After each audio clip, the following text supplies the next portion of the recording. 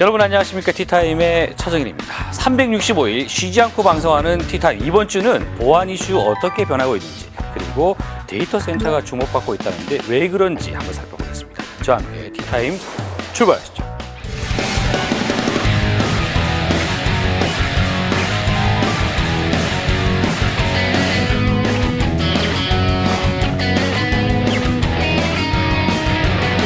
러시아 마피아들이 말이죠, 해커 그룹을 좀 많이 만든다는 그런 소문이 있더군요. 악성 코드가 공식적으로 설치 파일을 주면서 예 다음 설치. 아, 무섭군요. 나만 알고 싶은 IT 소식 위클리 팁. 아이가 온다고 스마트폰을 준다고요?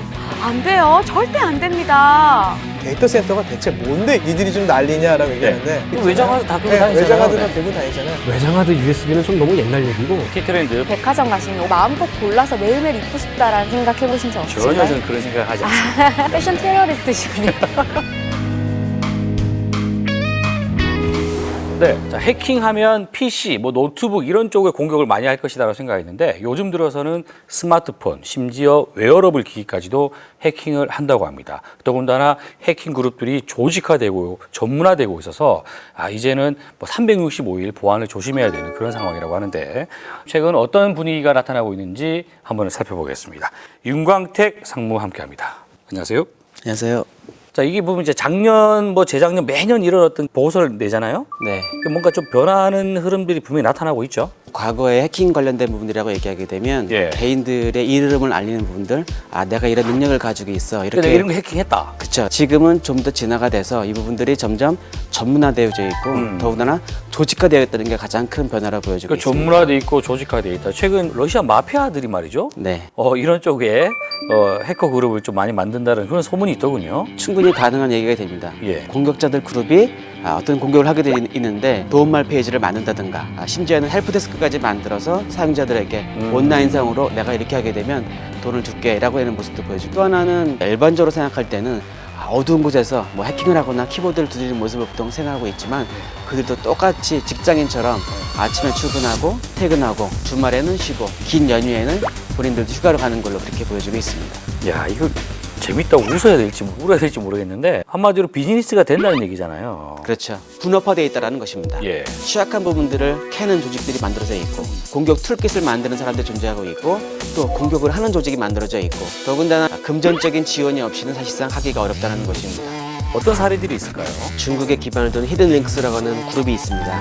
산업 스파이적인 성격을 띠는 공격 그룹이었는데 그들이 원하는 국방회사의 공격을 진행을 했습니다. 예. 그런데 직접적으로는 공격을 하기가 어려워서 보안회사의 솔루션을 확인해 봤더니 특정 회사의 제품이었습니다. 그래서 다시 해당되는 보안회사의 공격을 통해서 그 회사에 어떤 취약점이 있는지를 파악을 하고 다시 그 공격을 통해서 그들이 원하는 국방 관련된 회사의 정보를 훔쳐나갔던 케이스가 하나가 이제 존재하고 있습니다. 그리고 또 이제 정보 유출이 이제 대형화되고 있다라는 사례는 어떤 게 있을까요? 과거는 정보 유출이라고 하는 부분들이 도난과 분실, 나가면 안 되는 파일을 보내면 이제 발생했던 케이스인데 지금은 그게 아니라 공격자 그룹이 저기에 정보가 있구나. 내가 저 공격을 통해서 어떤 정보를 대량으로 갈취해야지. 그리고 판매를 해야지. 이런 식으로 만들어지겠다는 게 가장 큰 변화라고 한다는 것이죠. 우리가 좀 알만한 사례도 어떤 것들이 있을까요? 해커들이 실제로 개인의 정보, 개인을 식별할 수 있는 정보들을 암시장에서 팔기 위해서 앤썸이라는 회사를 공격을 했습니다. 그리고 그 조직에 가지고 있는 대규모의 개인 식별할 수 있는 정보들을 가지고 유출했던 케이스가 되겠습니다. 그래요? 2015년도에는 그 애슐리 메디슨이라고 하는 온라인 그렇죠. 데이팅 예. 사이트가 해킹이 돼서 거기에 된 회원들 사이의 정보들이 다 유출됐던 케이스가 존재하고 있죠. 네. 사실 어떠한 배우의 어떤 목적을 통해서 애슐리 메디슨을 해킹했는지는 나타나지 있지 않지만 사회적인 반응을 일으키기도 했고 또는 거기에 회원은 2사람 정도는 자살했던 케이스도 나타나져 있습니다. 최근 들어서는 이제 개인 영역에서도 뭔가 공격이 많이 들어온다라고 얘기하면서 사례로 드는 게 랜섬웨어라는 얘기를 해요. 마치 이제 인질극을 하는 거다. 이제 이런 얘기를 하는데 개념부터 좀 이해를 하고 가야죠. 초기에 랜섬웨어라고 하는 부분들은 컴퓨터가 단순하게 잠겨서 네. 컴퓨터를 못하게 하는 겁니다. 컴퓨터가 잠겨 있어. 그리고 이거를 풀려면 돈을 얼마 내라고 요청하는 부분들이 초기에가 됐습니다. 예. 그런데 단순하게 컴퓨터만 잠겨져 있지 그 부분들은 컴퓨터를 재설치하게 되면 사실상 이제 돈을 주지 않더라도 아무런 문제가 없이 재설치하는 비용만 발생하게 되는 게 현실이었죠. 그렇죠? 예. 그들의 수익성은 떨어지게 돼 있었습니다. 예. 그 떨어진 부분들을 보완하기 위해서 그들이 고민한 게 뭐냐면 파일을 인질로 잡는 겁니다. 해당되는 파일이 예. 암호화가 되게 보게 되면 그 암호화된 파일은 이제 풀 수 없게 되는 것이 되는 거거든요. 근데 해커들이 요청하는 금액들 자체가 적정한 금액을 형성하고 있습니다. 뭐 몇십만 원? 많게는 50만 원, 60만 원, 작게는 뭐 20만 원 선에 하다 보니 내가 가지고 있는 추억을 40만 원, 50만 원 바꿀 수 있는 그런 저울질을 하고 있게 되는 것이죠. 개인에게 이루어지는 랜섬웨어 공격은 어떤 방법입니까? 특정 사이트에 가서도 감염이 되는, 자기도 모르게 컴퓨터가 감염이 되는 겁니다. 지금은 그들이 스팸성으로 이메일을 대량으로 뿌리기 시작했습니다.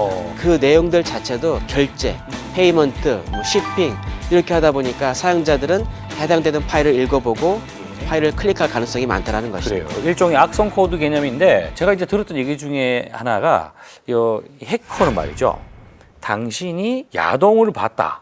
그 증거를 잡아서 돈을 요구하는 이런 것도 있더군요. PC에는 뭐가 달려있냐면 카메라가 달려져 카메라. 있습니다. 그래서 만약에 공격자가 포르노 사이트에 감염을 시켜서 웹서핑을 계속하는 동안은 그들의 화면을 그대로 보고 있는 모습을 그대로 찍고 너의 IP가 몇 번이었고 언제 어느 시간에 내가 이걸 그대로 기록을 가지고 있어. 네가 나한테 돈을 주지 않으면 난 외부에 공개하거나 사법당국에 공격을 할 거야. 그걸 면제하기 위해서는 돈을 내게 얼마를 보내.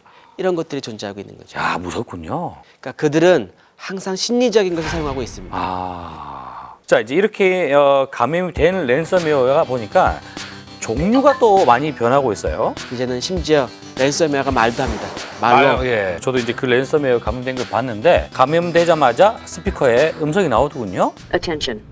Attention. Your documents, photos have been encrypted. 그러면서 안내창이 동시에 뜨더군요. 자, 이걸 해결할 수 있는 방법은 돈을 내야 한다. 근데 보통은 근데 돈이 보니까 다 비트코인 이런 어떤 전자화폐 형태로 되어 있더군요. 비트코인을 공식적으로 구입을 한 다음에 어느 특정 주소로 제가 돈을 보내게 되면 그 돈이 어디로 흘러가는지 전혀 알 수가 없어요. 추적이 불가능하다는 것이죠. 그리고 모아진 비트코인은 그들이 현금화할 수 있기 때문에 그런 익명성을 제공하는 비트코인들을 선호한다는 것이죠. 그렇군요. 그런데 보면 말이죠. 랜섬웨어를 복구해드립니다라는 또 회사들이 있어요. 네, 몇몇 공공의 회사들이, 보안 회사들이 공격자들이 만들어져 있는 그 암호화 방법을 깨는 경우도 존재하고 있습니다.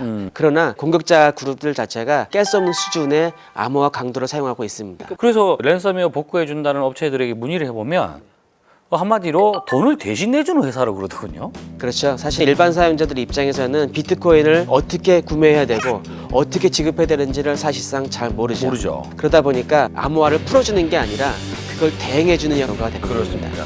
그러면 랜섬웨어 이거 뭐 막을 방법 없어요? 랜섬웨어라고 명명이 되어 있지만 이것도 속이 악성 코드이기 됩니다. 악성 코드는 기본적으로 그들은 취약한 부분, 취약점이라는 것을 이용하도록 만들어져 있습니다. 그러니까 시스템 자체를 최신으로 만드는 게 가장 중요합니다. 백업도 하나의 큰 방법이 될 것 같습니다. 어떤 온라인 스토리지라든가 다른 형태의 백업이 될 수 있는 방법이 많이 있기 때문에 백업을 떠놓는 것도 하나의 좋은 방법이 될 것 같습니다. 자, 이 랜섬웨어 못지않게 요즘은 그 많은 사람들이 쓰고 있는 Gmail. 이 Gmail을 통해서도 뭔가 위협들이 나타나고 있다는 보고가 있어요. 네. 단순하게 꼭 Gmail에만 해당되는 사항들은 아닙니다. 우리가 가장 큰 위협들로 하는 부분이 그 Gmail의 계정이 털리는 것입니다. 계정은 일반적으로 검색을 하면 알 수가 있습니다. 네. 그리고 핸드폰 번호를 알게 되면 제가 마치 차 기자님인 것처럼 행색을 해서 초기화하는 것들을 간다라는 것이죠. 제가 이메일 주소를 치고 번호를 치게 되면 차 기자님이 먼저 해당되는 코드를 받게 되는 거죠. 그때 공격자가 차 기자님 다시 문자를 보냅니다. 차 기자님의 계정에서 사기성이 이상징후가 발생했습니다. 지금 그래서 제가 본인 확인을 위해서 코드를 보내드렸으니 그 코드를 제게 보내주십시오. 라고 하면 그 코드는 저기 받은 거니까 다시 제가 그 코드를 넣고 패스워드를 초기화를 시키게 되는 거죠. 그리고는 그 범죄가 완전한 범죄를 하기 위해서 다시 제가 초기화된 번호, 패스워드를 기자님에게 알려주는 겁니다. 내가 초기화를 이렇게 했으니 다음번 로그인할 때는 그걸 쓰세요. 정말 전문화되어 있군요. 자, 그리고 스마트폰 뭐 이런 쪽으로도 좀 공격이 확산된다. 어떤 개념입니까? 점점 이제는 스마트 기기가 많아지면서 스마트폰 사용이 점점 좀 증가하고 있죠. 공격자들은 먹잇감이 어디 있느냐에 따라서 PC에서부터 스마트폰으로 점점 이동을 하고 있습니다. 네, 스마트폰 모바일에서는 취약점 자체는 214%가 증가를 했습니다. 그 다음에 그 악성 코드의 개수는 13,000개 이상씩의 증가한 걸로 누적되어 있습니다. 취약점의 개수로만 따지게 되면 사실상 아이폰에 대한 iOS에 대한 취약점이 점점 많아지는 것은 사실입니다. 악성 코드의 개수, 악성 코드가 창궐한 부분들은 안드로이드 OS의 가장 많은 큰 부분들을 차지를 하고 있습니다. 그렇군요. 자, 그리고 또 최근 들어서는 이제 그 뭐 사물 인터넷 얘기도 많이 나오고 웨어러블 얘기도 많이 나오는데 이런 쪽에 새로운 디바이스 쪽에도 또 공격이 이루어지고 있다. 공격이 실제로 존재하고 있지는 않습니다. 예. 웨어러블 디바이스에도 그런 게 가능할 수 있을까라고 리서치를 해봤는데 네. 실제로 웨어러블 디바이스에도 랜섬웨어가 감염이 되고 예. 더 나아가서는 스마트 TV에도 그런 형태로 만들어져 있는 거기 때문에 랜섬웨어가 감염될 수 있는 것들은 충분히 증명이 됐습니다. 그리고 또 뭐 스마트 자동차 이런 것도 사실은 이제 실험을 했었죠. 해킹을 했더니 자동차 핸들이 자기 마음대로 막 돌아가면서 이렇게 고꾸라지는 그런 것들을 봤는데 그런 의미에서 뭐 또 얼마 전에는 국내에서 뭐 코드게이트라는 또 국제 해킹 방어대회 거기에 주제가 인공지능이나 뭐 IoT 이런 부분의 취약점을 찾아라 이런 문제들이 나오고 있더라고요. 연결된 세상이라고 하는 부분들이 예. 사실상 저희에게 주는 혜택이 많이 존재하는 것은 사실입니다. 네. 근데 그 연결된 세상이라는 것 자체가 보안이라는 게 준비가 되어 있지 않으면 그 좋은 혜택뿐만 아니라 반대적인 부분들도 존재하고 있는 것 같습니다. 그렇군요. 자, 앞으로 이 보안 관련돼서 무엇을 조심하면 되겠습니까? 이제까지 많은 사용자들이 컴퓨터에서 뭔가가 설치가 될 때 자세하게 읽어보는 경우는 없는 것 같습니다. 악성 코드가 공식적으로 설치 파일을 주면서 너 파일을 다 가져가고 모토 할 거고 녹화도 할 거야 다 할 건데 해도 되겠냐고 설사 써있다 하더라도 아마 예 다음 설치를 누를 것 같습니다. 그런 생각부터 일단은 바꾸는 것이 가장 중요한 것 같습니다. 그렇습니다. 클라우드 서비스 같은 걸 많이 이용하기 때문에 중요한 파일들은 항상 또한 별도의 공간에 저장을 해주시는 것도 중요한 방법이라고 생각이 됩니다. 보안 365일 이제 안전한 날이 없다라는 것을 다시 한번 좀 느끼게 되는 시간이었고요. 연결은 곧 해킹을 당할 수 있는 통로가 된다는 거 좀 명심할 필요가 있겠습니다. 오늘 이야기하신다고 고생하셨습니다. 맞습니다.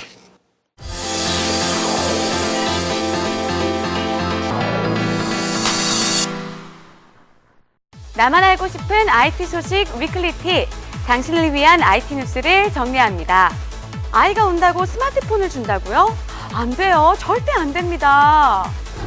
만 3살에서 5살 유아의 스마트폰 중독 수준이 성인보다 더 심각한 것으로 나타났습니다. 미래창조과학부가 발표한 2015년 스마트폰 실태조사 결과를 보면 3살에서 5살 유아의 스마트폰 중독 고위험군은 2.5%인 것으로 조사됐는데요.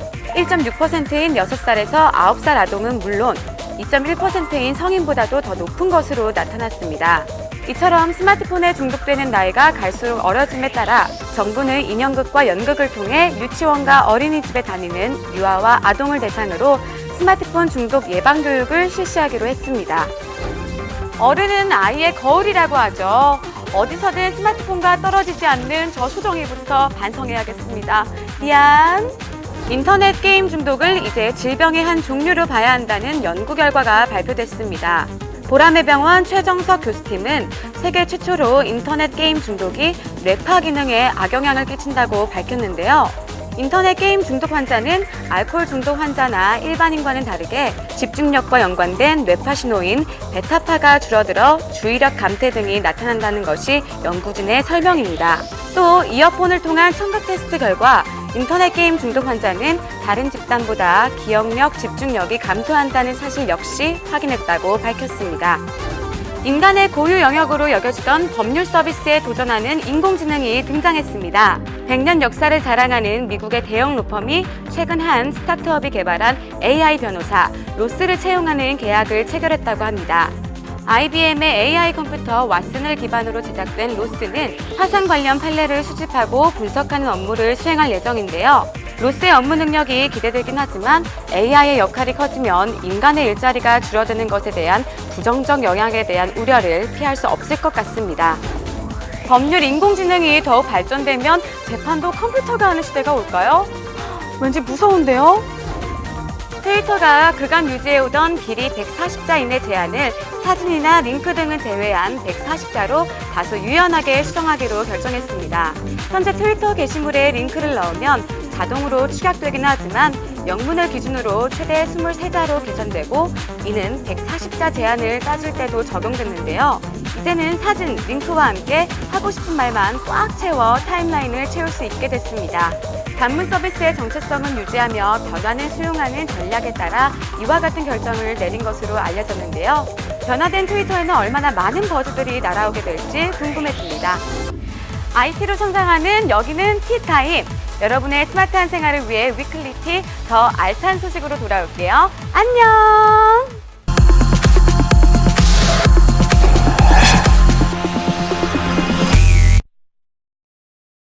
네, 테크수다 오원석 권명관 기자 함께합니다. 안녕하세요. 안녕하세요. 네, 오늘 이야기하는 건 말이죠. 최근에 누군가가 뭘 발표를 했죠? 마이크로소프트가 국내 데이터 센터 아주 큰 거, 축구 경기장만한 큰 거, 10개. 큰 거. 를 예. 두 군데에다가 그렇죠. 서울과 부산. 차정인 기자님께서 또 부산 출신 아니겠습니까? 그거랑 관계없는데 따로 취재를 해서 그 어렵다는 제가 또 9시 뉴스에 또 데이터 센터 한번 보도를 했죠. 우려의 목소리도 나타나고 있습니다. KBS 뉴스 차정인입니다. 데이터 센터가 대체 뭔데 이렇게 뭐길래? 니들이 좀 난리냐라고 얘기하는데 요즘은 데이터 저장하는 거 하나씩 갖고 있잖아요. 외장하드 다 들고 다니잖아요. 외장하드 다 네. 들고 다니잖아요. 외장하드 USB는 좀 너무 옛날 얘기고 야. 클라우드 얘기를 하실 것 같은데. 예, 예. 네. 클라우드 얘기를 해야죠. 클라우드가 영어로 뜻을 해석하면 뭐예요? 구름. 항상 떠 있는 요 구름처럼 외장하드를 저 구름 위에 그냥 넣어놨다고 생각을 하고 무선으로만 연결이 되어 있으면 내가 언제든지 저장을 하고 언제든지 그 데이터를 확인할 수가 있는 거죠. 예를 들어서 지금까지는 마이크로소프트가 제공했던 클라우드 서비스 중에 원드라이브라는 그렇죠. 서비스, 지금까지는 그 뭐 미국에 있든 아니면 일본에 있든 마이크로소프트의 해외 서버에 저장이 됐었는데 예, 예. 이제 만약에 부산, 서울에 데이터 센터가 건립이 되면 예. 우리나라에 있는 마이크로소프트 데이터 센터에 저장이 되게 되겠죠. 그러면 뭐가 달라집니까? 뭐 좀 더 빠르게 올라갑니까? 반응 속도의 차이이긴 한데 되게 간단해요. 혹시 전화선이나 랜케이블 같은 거 예. 되게 길게 연결해 본 적 있으세요? 데이터가 길이에 따라서 이것도 어차피 과학기술이라 물리적으로 속도가 저하될 수밖에 없어요. 하다못해 지금 원드라이브를 얘기했는데 과거에 원드라이브 지금 사용하시는 분들은 아시겠지만 굉장히 느립니다. 느립니다. 일단 업로드가 느려요. 대신 우리나라의 네이버 같은 데 저장해 놓으면 바로바로 좀 더 빠르게? 나오죠. 그러니까 그런 차이가 좀 있다고 보시면 돼요. 그래요. 옛날 저희 이제 아버지 때 시대 때 말씀을 드리면 회사 가면 전산실 있죠. 전산실이죠. 그게 어떻게 보면 그 건물 내에서 관리를 하고 있는 데이터 센터라고 보시면 돼요. 그거를 한 군데로 모아놓은 거예요. 모아놓고 나 여기다가 너희들 전산실에 똑같은 거를 정말 이렇게 잘 구축을 해놨으니까 예. 나한테 임대해서 한 달에 얼마씩만 내라. 어. 이렇게 얘기를 하는 거죠. 그 우리나라에서도 또 네. 클라우드 촉진법 예. 또 잘 하고 있지 않습니까? 그리고 부산에 데이터 센터가 들어오면 그 어마어마한 전기 요금 그리고 세수 그리고 부동산 판매의 수익 아마 부산의 서병수 시장은 지금 콧노래 부르고 난리 났을 겁니다 지금. 그 세리머니를 또 많이 했더라고요. 부산 서병수 시장 그 영상도 KBS의 데이터 센터에 있는 거죠. 그 말 하려고 지금 얘기한 거예요? 예. 불과 10년 전만 해도 홈페이지에 무슨 문제가 생겼다 그러면 전산실에 있었던 전문가들이 아이센터를 찾아갑니다. 예, 가죠. 이젠 그럴 필요가 없는 거예요. 그냥 여기 앉아서 가상화라고 얘기를 하는데 어. 내 PC에서 접속해서 문제 있으면 그냥 재부팅하면 재부팅이 됩니다. 그럼 서버 관리자가 갈 필요 없어요? 없는 거죠. 요즘 기업들의 최신 추세가 예. 그 설비 투자 비용을 좀 줄이는 추세예요. 데이터 센터를 자체적으로 확보하는 데는 어마어마한 비용이 들기 때문에 자신만의 데이터 센터를 구축할 필요 없이 예. 사용한 만큼 비용만 내면 되기 때문에 그렇군요. 그래서 IBM, 구글, 마이크로소프트 이런 업체들은 더욱더 많은 데이터 센터가 필요하게 된 거죠. 이런 회사들이 이런 데이터 센터를 대규모로 네. 전 세계에 막 짓는 이유가 뭡니까? 사실 데이터 센터 하나를 지으려면 일단 PC 자원이 엄청나게 들어가야 돼요. 그 각 PC마다 붙여서 쓸 수 있는 하드디스크가 필요하겠죠. 예. 그리고 통신망도 깔아야 될 거 아니에요. 그렇죠. 그리고 이거를 24시간 돌아가야 됩니다. 보안도 필요해요. 그렇죠. 그리고 만약에 하나 보안이 뚫려서 문제가 발생을 해요. 예. 이걸 또 보완할 수 있는 다른 데이터 센터, 그러니까 복사본이 필요해요. 아하. 소위 말하는 이제 리전이라고 부르는 네, 거. 네. 뭐 리전이라 그러면 복사본이라고 보시면 돼요. 예, 예. 똑같은 데이터를 데이터 센터 하나 넣고 요것만 안전하지 않으니까 데이터 그래요? 센터 2개, 3개를 더해서 하나의 리전이라고 얘기를 네네. 하는 건데 한국에 그동안 없었잖아요. 없었죠. 구글도 한국에 안 지었어요, 그죠? 네. 아마존은 한국에 짓지 않았어요. 임대해서. 임대해서. IBM도 이번에 임대한다고 합니다. 네. 작은 거 하나. 맞아요. 네. 나름 공부 많이 하셨네요, 우리 차 기자님. 9시 뉴스에 그 어려운 걸 해냈기 때문에. 네. 자, 이런 데이터 센터들은 보면 그 어디에 있다는 위치도 잘 안 밝혀요. 보안상의 이슈가 가장 커요. 그 예를 예를 부산은 들어서 여기가 데이터 센터입니다라고 다 밝혀놨는데 뭐를? 그건 이제 그러기 위한 여러 가지 서로 간의 조항이 있었겠죠. 아니 페이스북은 다 밝힌다면서요? 페이스북이 자랑할 만한 게 모두 재생 가능 에너지로 구동이 되거든요. 어. 네, 친환경 에너지로 굉장히 좀 주목하고 있기 때문에 마크 주커버그가 우리 여기다 데이터 센터 새로 설립했어요. 오. 라고 이렇게 떠벌죠. 다른 데는 안 하나 보죠 그렇게. 예를 들어 AWS 같은 경우에는 위치가 어딘지 밝히지 않습니다. 예, 우리나라에 들어왔을 때도 어디 걸 빌렸는지 예를 들어 얘기 안 하고 유추만 했을 뿐이죠. 여러 가지 보안상의 이슈 때문에 그래요. 그렇게 따지면 전 세계에 안전한 곳은 하나밖에 없어요. 미국 남극, 북극. 실제로 예전에 그런 이슈가 있었어요. 예. 데이터 센터가 돌아가기 위해 엄청난 열이 발생하거든요. 그렇죠. 열이 발생하기 그런 때문에. 것들도 이제 남극이나 북극에서 좀 더 그래서 보완될 실제로 거예요. 이제 알라스카 이런 데에 네, 맞아요. 그 아주 주목받고 있는 거고 또 요즘 또 심지어 해저에도 마이크로소프트가 실험 중인데 프로젝트 납틱이라고 예. 실제로 바닷속에 데이터 센터를 짓는 연구를 하고 예. 있고 구글은 하늘에 띄우겠대요. 어우 그 어마어마한 데이터 정말 센터가. 클라우드네? 나 그 생각을 못했네요. 그래서 구글이 만약에 데이터 센터를 하늘에 띄워버리면 예. 이제 뭐 부산에 짓니 오키나와에 짓니 이런 것들 맞아요. 생각할 필요 없이 그냥 이동형 데이터 센터가 되는 거죠. 근데 또 하나 이제 중요한 포인트로는 사실 이제 그 단순히 이제 데이터를 저장하는 물리적 개념의 데이터 센터냐 아니면 다양한 소프트웨어를 얹어 놓은 그런 데이터 센터냐 이게 중요한 차이 아닙니까?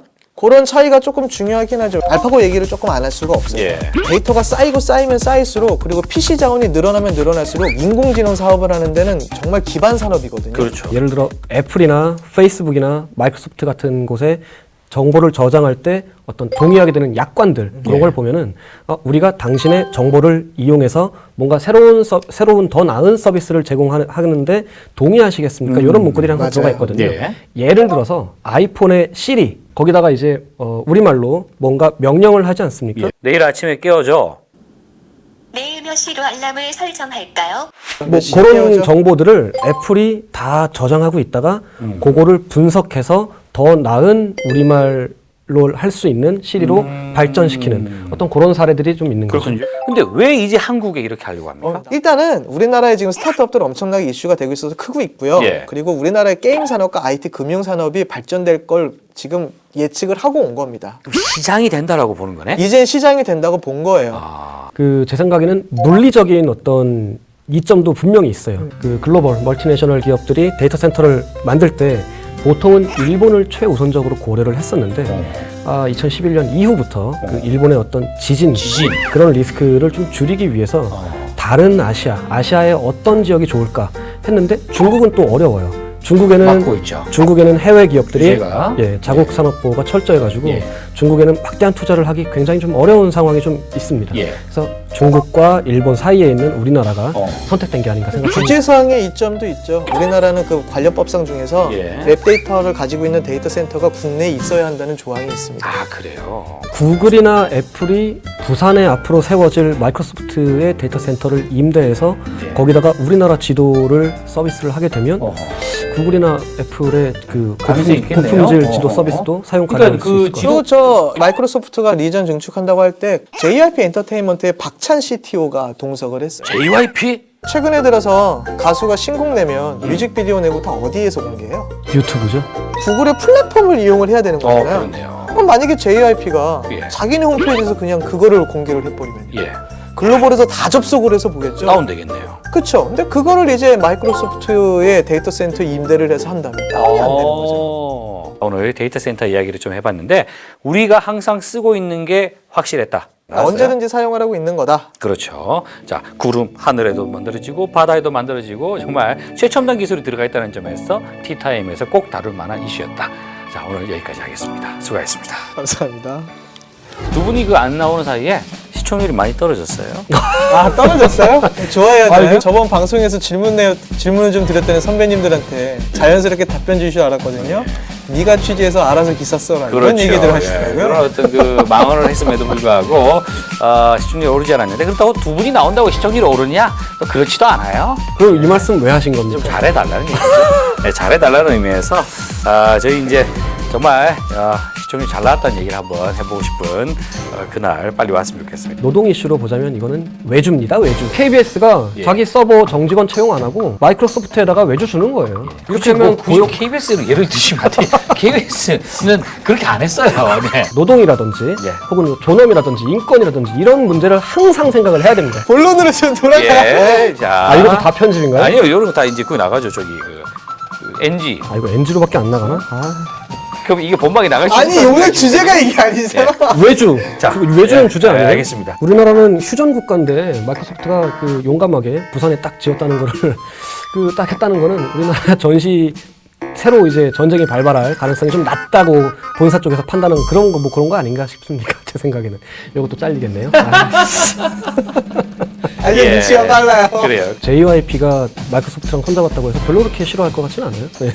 JYP 그러니까 뭐. 누가 있죠 JYP? JYP의 박신영이 있어요. 수지 있잖아요, 수지.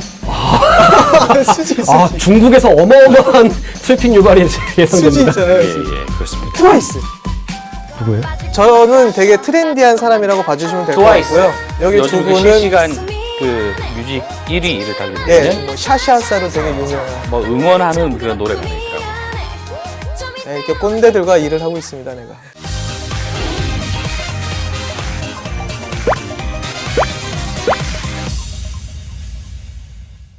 네, 티트렌드 박미영 컨설턴트와 함께합니다. 안녕하세요. 안녕하세요. 자, 오늘 준비하신 두 가지 아이템 중에 첫 번째 거 조금 흥미가 가네요. 뭐죠? 첫 번째 서비스는 패션과 관련된 IT를 접목한 그래요. 서비스입니다.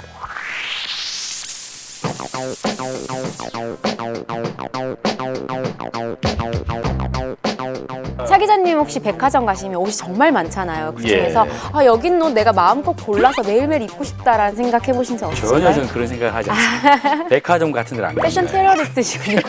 그거와 관련이 있는 거예요? 이러한 꿈을 현실화한 거죠. 예. 네, 월 정액을 내면은 제가 원하는 옷들을 골라서 다 입고 이제 돌려줘야겠다 하면 이제 반납하면 되는 오. 서비스입니다. 모바일이나 웹페이지에서 그냥 원하는 옷들을 클릭만 하면요. 네. 저희 집 앞에 문 앞에 딱 걸려 있어요. 다 입고 나면 문 앞에 다시 걸어놓기만 하면 돼요. 아주 간단하죠. 도서관에 가지고 네. 월 얼마씩 내고 원하는 책을 이제 거죠. 빌려보는 거 예, 맞습니다. 네. 반납을 하잖아요. 네네네. 지금 옷을 그렇게 한다는 얘기예요? 네네네. 여성 전용으로만 이용이 되고 예. 있는 서비스이고요. 굉장히 다양한 브랜드들이 있어요. 백화점에 있는 브랜드부터 시작해서 디자이너들의 브랜드까지.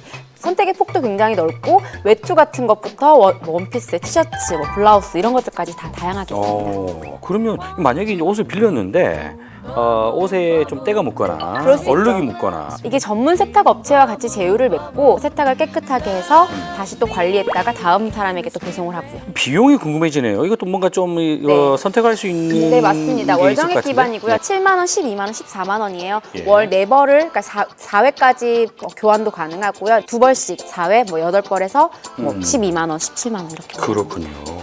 사실 이제 저도 옷을 지금 이제 녹화할 때만 네. 이렇게 이제 코디 분들이 이렇게 주거든요. 네네네. 이게 이제 보면 다 대여예요. 네, 맞아요. 실제로 이거를 이제 우리 일상생활에서 체험해 볼 수 있다는 건데 네. 이것도 결국 오토예요. 작년 9월에 런칭을 했는데 회원수나 매출 수가 약 300% 이상 성장하고 있을 만큼 인기를 받고 있다고 합니다. 남자 옷도 이런 서비스가 좀 되면 좋겠어요. 너무 좋을 것 같아요. 한 달 단위로 빌린다는 거 한번 좀 생각해 볼 여지가 있는 아이템인 것 같습니다. 네, 맞습니다. 자, 두 번째 아이템은요. 두 번째로 소개해드릴 서비스는요. 소파인데요. 학자금 대출 서비스입니다.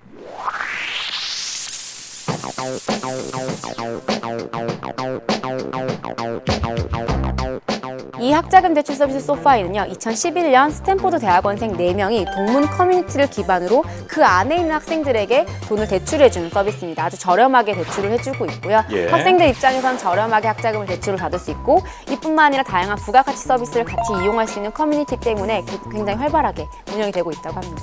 뭐 방법은 어떻게 됩니까? 아주 간단해요. 한 15분 정도면은 간단하게 필요한 서류들을 스마트폰으로 찍어서 보내기만 하면요. 승인이 나면 바로 학자금을 대출해준 서비스입니다. 최근에 유행하고 있는 클라우드 펀딩과 네, 크라우드 소스. 네. 유사한 형태예요. 원래는 크라우드 펀딩으로 운영이 됐었어요. 그럼 동문 동문 졸업한 선배들을 통해서 돈을 십실반 모아서 이 네. 돈으로 돈을 빌려주고 받고 이자를 적게 받고 이랬었는데요. 현재는 공인된 투자사나 투자자들에게만 돈을 이제 투자를 받아서 이들에게 이익을 돌려주고 학생들에게 저렴하게. 자, 이거 만약에 이제 뭐 채무를 이행하지 못할 경우나 이럴 경우 네, 어떻게 저도 그게 됩니까? 굉장히 걱정이 됐거든요. 사실 동문 커뮤니티고 법적인 제한도 없고 좀 걱정이 됐었는데 지금 설립한 지 4년이 됐거든요. 4년 이래로 한 명도 갚지 않은 사람이 없다고 합니다. 아무래도 동문 커뮤니티이고요. 다양한 네트워킹도 제공을 하고요. 어떤 회사가 좋은지, 네가 잘 맞는 회사는 어떤 곳인지, 그리고 연봉 협상은 어떻게 하는 노하우가 있는지 이런 것들까지 다 알려주고 이제 도와주고 있기 때문에 그런 활발한 커뮤니티 안에서는 아무래도 잘 갚는 것 같아요. 예, 단순히 뭐 돈만 빌려주고 네. 이자 받는 개념을 떠나서 네. 동문이다라는 네, 네, 그런 네. 느낌을 잘 살려서 만든 크라우드 펀딩 같은 느낌이 드네요. 네, 네, 맞습니다. 자, 그래서 지금 어느 정도 이용하고 있습니까? 현재 커뮤니티 한 12만 5천 명 정도가 활동을 하고 있고요. 이미 이제 빌려준 대출 금액이 한 9조 원이 넘는 돈 정도가 되고요. 그래요. 투자도 굉장히 많이 받았어요. 11건의 투자를 시리즈 2라운드까지 받았는데 우리나라 돈으로 한 2조 원 정도 투자를 받았다고 합니다. 또 제가 또 인상 깊었던 게 이 안에서 창업가 프로그램을 또 운영하고 있어요. 창업가 프로그램을 지원해 줄 수도 있는 거고요. 창업가 프로그램을 듣게 되면 사실 바로 졸업하자마자 일을 할 수가 없잖아요. 그럼 돈을 갚을 능력이 좀 부족하잖아요. 근데 그럴 때는 원리금을 그때 받지 않습니다. 기간을 이제 유예해 주는 거죠. 그리고 앞으로는 자산 관리까지 해준대요. 은행권보다 이들이 더 많은 데이터를 가지고 있어요. 이런 빅데이터 기반으로 자산 관리까지 하고 포트폴리오도 만들어주고요. 위탁금에 상관없이 아주 저렴한 가격으로 또 해주기 때문에 규모도 많이 커질 것 같아요. 그렇네요. 자, IT를 기반으로 해서 많은 것들이 변하고 있는 또 하나의 사례가 아닌가 하는 생각입니다. 자, 오늘 이야기 하시려고 고생하셨습니다. 감사합니다.